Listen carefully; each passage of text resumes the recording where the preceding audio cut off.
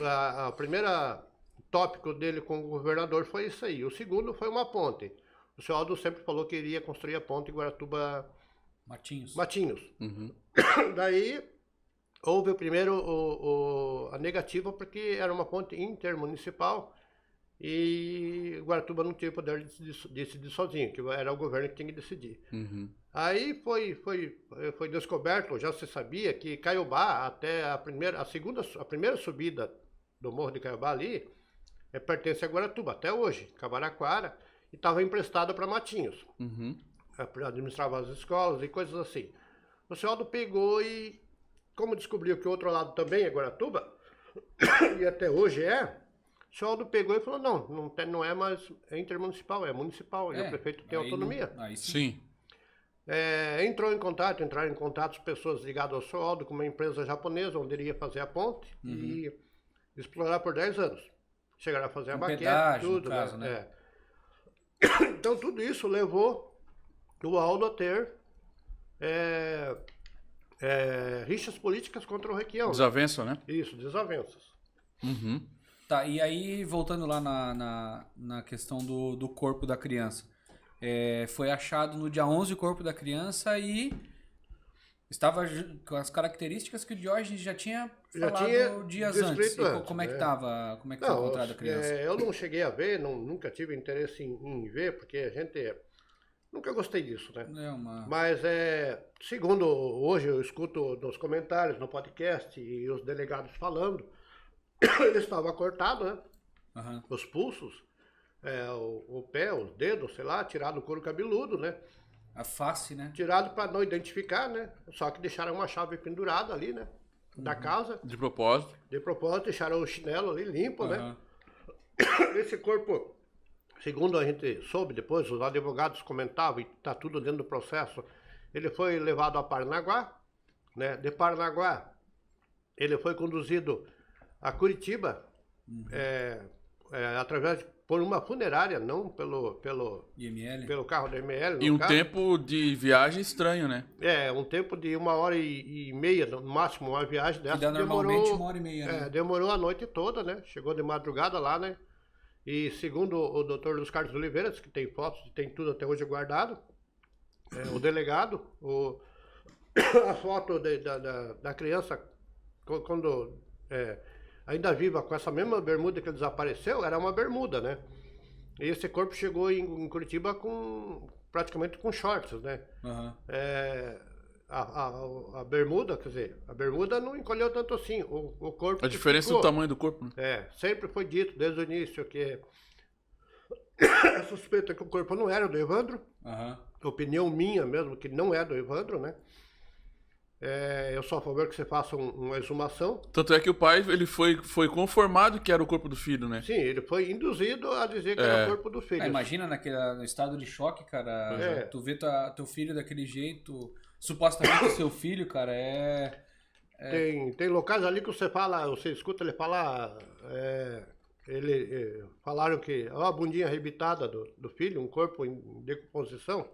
Há uma meia-lua nas costas. Onde que um corpo em decomposição tem essa meia-lua? O Diógenes fala, né? Pois é, e ele foi encontrado com indícios já de decomposição, dando a entender que o corpo já estava...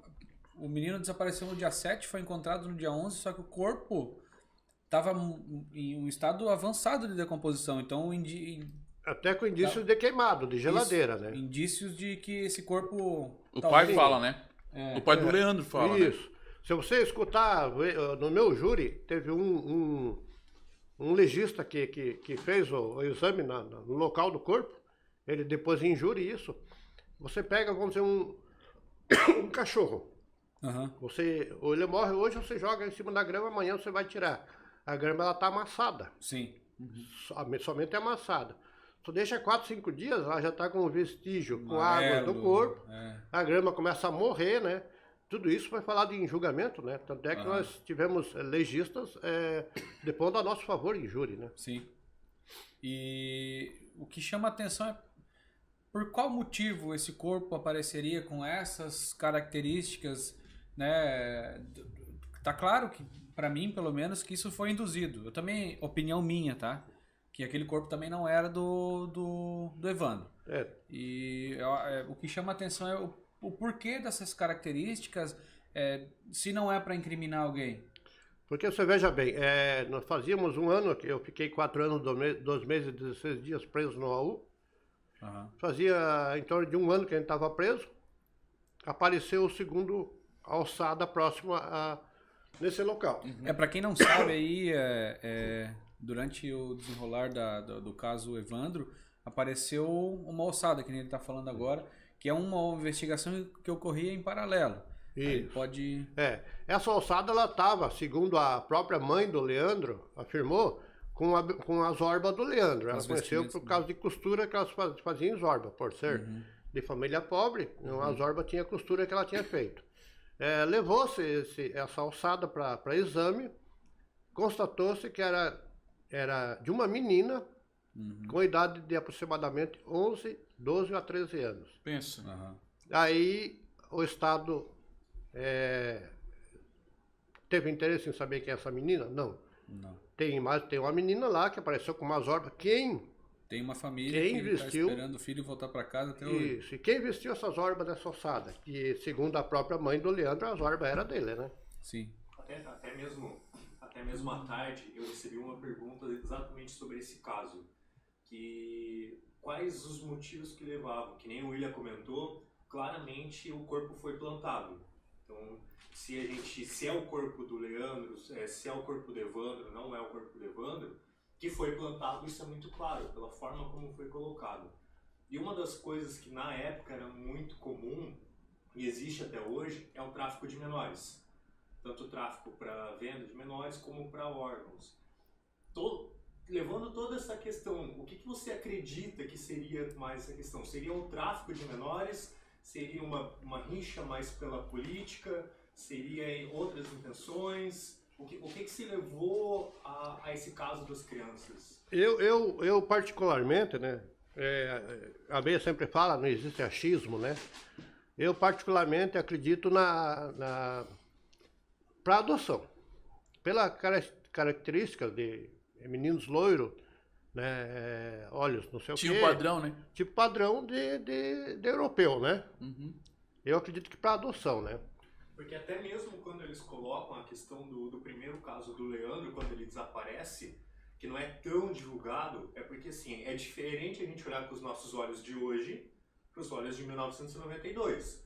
A comunicação era tão pouca, então as próprias pessoas dentro da cidade quase não sabiam.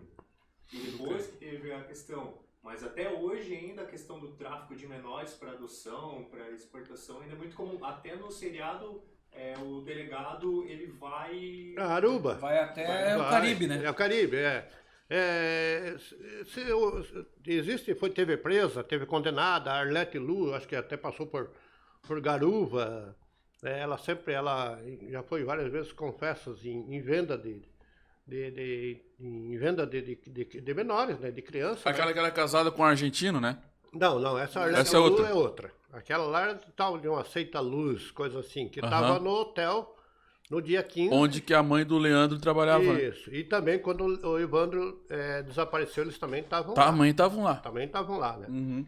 Mas eu acredito, acredito, que esse cadáver que estava lá foi comprado em algum IML, porque até hoje o IML consegue consumir corpos, vender corpos, tem aqueles que vão para estudo. Indigente. Eu tenho certeza absoluta, como os advogados de defesa e o próprio delegado dos Carlos, nós ganhamos, a família ganhou, todas as famílias ganharam. O advogado ganhou uma vez, pediu uma vez a exumação do corpo de Guaratuba. As famílias se juntaram e iam pagar, era bem caro para fazer um novo DNA, e a justiça negou a exumação do cadáver.